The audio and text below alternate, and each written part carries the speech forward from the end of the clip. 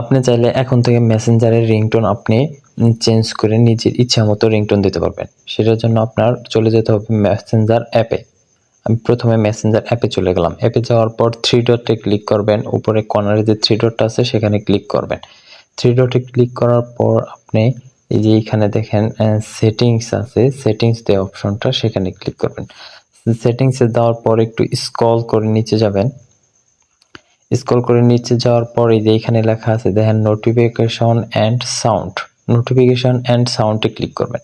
Click করার পর এইখানে দেখবেন প্রথমে আছে এই যে এখানে রিংটোন। রিংটোনে ক্লিক করবেন। রিংটোনে ক্লিক করলে আপনি এখানে মেসেঞ্জারেরটা দেওয়া থাকবে।